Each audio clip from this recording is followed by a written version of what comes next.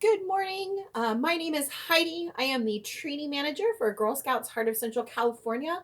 I have been a Girl Scout all of my life, since I was six. So it's been about 35 years now. And one of my favorite parts about being a Girl Scout is camping and going outside and my favorite thing ever was to go to summer camp. I started going to summer camp when I was six. And I loved it so much that I eventually turned camp into my career. I majored in outdoor education and I became the camp director at Camp Menzies, where I used to go to camp as a girl. And I really loved at camp telling stories. It was one of my favorite things to do. And I especially love telling stories when people were sleeping out under the stars in the meadow. And this story that I'm going to tell was one of my favorites. I heard it from a counselor named Hawk, one of the first times I slept out under the meadow. And now I've been telling it for many years now. And so I hope you like it. A long, long time ago, there was no darkness, only light. And all of the animals and the people and everyone got along pretty well. But there came a time where there was a lot of arguing and everyone was not really listening to each other. And so the great spirits looked down and they decided to punish the earth.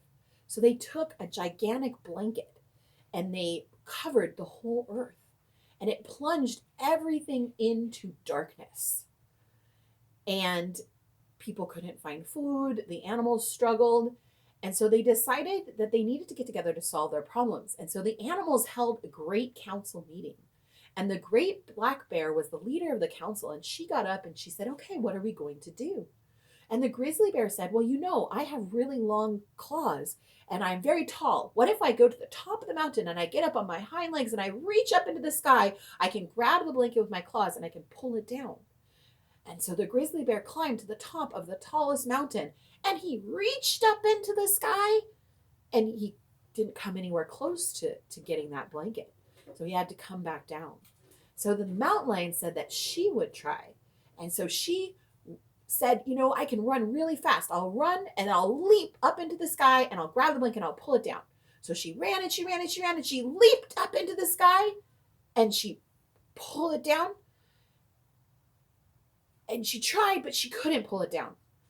She didn't come close to reaching that blanket. And so then she came back down, and the great birds said that they would try.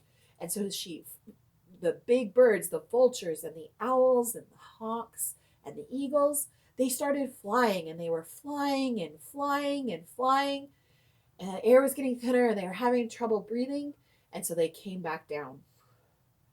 And then there was this little voice that said, "Please, please, I have an idea. Please, please, can I try? Can I try? Can I try?" And everyone looked around trying to figure out who was speaking, and they realized it was the hummingbird. And they thought, "Oh, what was the hummingbird going to do?" They started laughing because she was so small. The grizzly bear and the mountain lion and the great birds couldn't do it. But they said, "Sure, sure, hummingbird, you can try." And so the hummingbird, she flew up into the sky and she started flying. And she flew and she flew and she flew and she poked. And she came back down. And she flew and she poked. And she flew and she poked. And she flew and she poked. And pretty soon there were little balls of light everywhere. She kept going. She flew and she poked and she flew and she poked and she flew and she poked. And it turned into hundreds and then thousands of balls of light.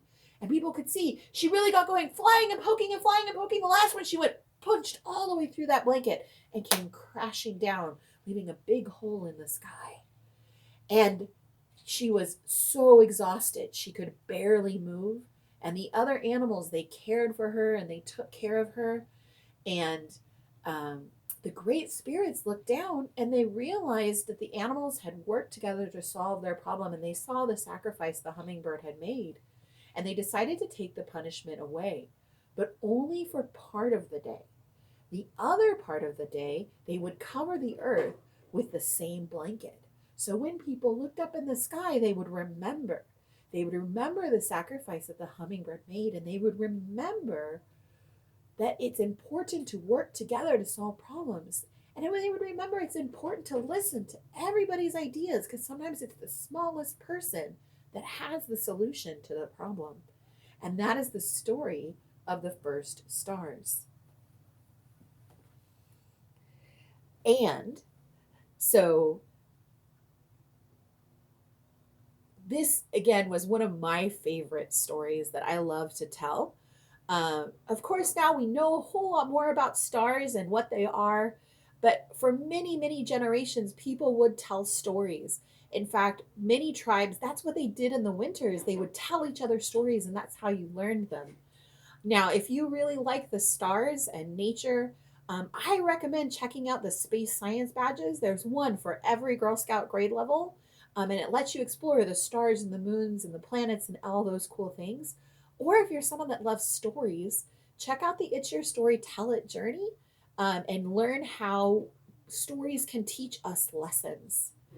Thank you for spending a little time with me. If you're new to Girl Scouts, I recommend that you check out our Girl Scouts HCC.org website, and see what we have going on and how you can become a Girl Scout member. If you're a Girl Scout already, check out all the different virtual happenings that are happening. We're going to have a couple of live YouTube sessions every day starting this week and running throughout the month of April and the beginning of May. And we also have live webinars and a whole bunch of other things going on. So check out the activities calendar and the virtual pages at girlscoutshcc.org. Again, thank you so much for enjoying this story with me and letting me tell it, and have a wonderful day.